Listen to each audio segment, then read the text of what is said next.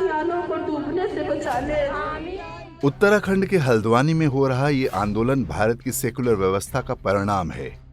Railway की भूमि पर अतिक्रमण करने वाले उन लोगों को ठेंगा दिखा रहे हैं जो नियम कानून से चलना पसंद करते हैं। जिन अतिक्रमणकारियों को रेलवे अधिनियम 1989 के अंतर्गत जेल होनी चाहिए थी, वे सड़कों पर उतरे हुए हैं, सरकार और प्रशासन को ब्लैकमेल कर रहे हैं। उत्तराखंड की सीमा चीन के अधिकार वाले तिब्बत और नेपाल से लगती है।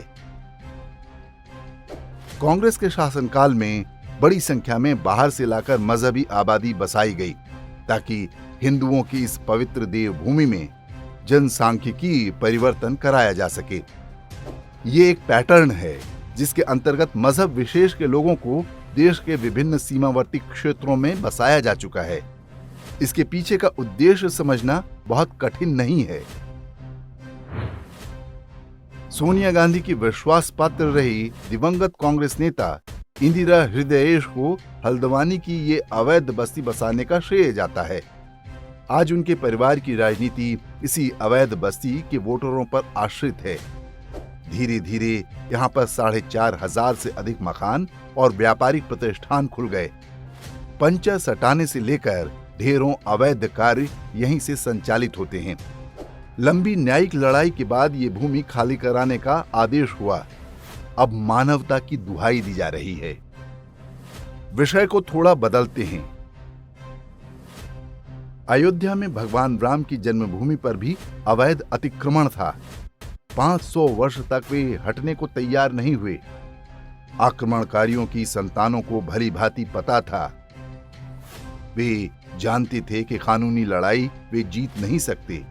सत्य एक न एक दिन सामने आ ही जाएगा, लेकिन अंतिम क्षण तक उन्होंने हार नहीं मानी।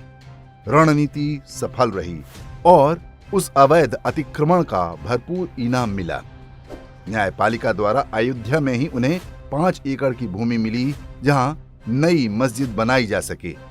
ये सौदेबाजी केवल यहीं तक सीमित नहीं रही।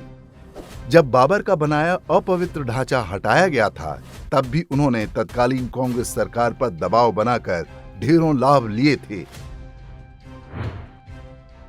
प्लेसेस ऑफ वर्शिप एक्ट बनवाया ताकि हिंदुओं को न्याय के आधारभूत अधिकार से भी वंचित किया जा सके।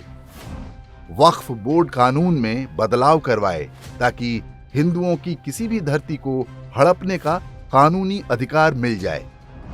बाबरी ढांचे की कीमत वसूलने का ये क्रम 2014 तक जारी रहा, जो अलग रूपों में आज भी चल रहा है। काशी, मथुरा, भोजशाला समेत हजारों मस्जिदों में झांकते प्राचीन मंदिर स्पष्ट देखे जा सकते हैं। फिर भी आक्रमणकारियों की अवैध संतानें मानने को तैयार नहीं। उनकी रणनीति बहुत स्पष्ट है। हम एक मंदिर मुक्त कराकर खुश हो रहे हैं। उनकी गिद्ध दृष्टि पूरी भारत भूमि पर है। हल्द्वानी का ये क्षेत्र इकलौता नहीं है। देश के लगभग हर राज्य और हर नगर में ऐसी अवैध बस्तियां बसाई गई हैं, अधिकांश हड़पी हुई भूमि पर।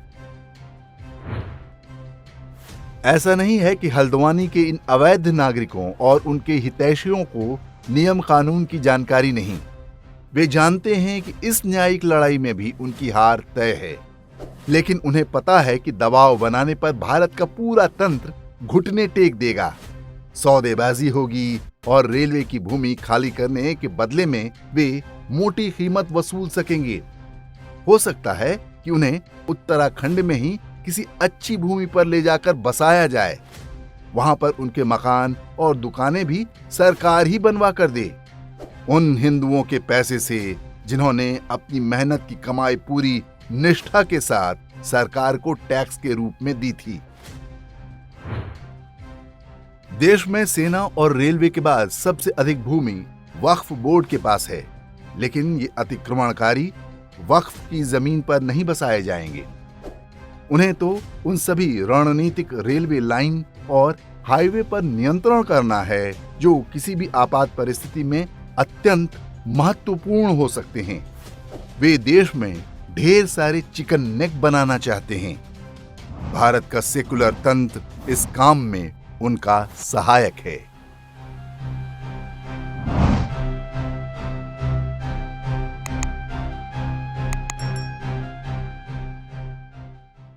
इंडेक्स ऑनलाइन के वीडियो समाज को समर्पित हैं।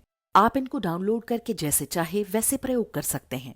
चाहे तो आप हमारे टेलीग्राम चैनल से जुड़ सकते हैं। वहां सारे नए पुराने वीडियो आपको मिल जाएंगे। हमारे सोशल मीडिया लिंक हर वीडियो के डिस्क्रिप्शन में होते हैं। हमारा एकमात्र उद्देश्य हिंदू समाज को जागृत और एकजुट करना है। इसमें सहभागी बने। धन्यवाद।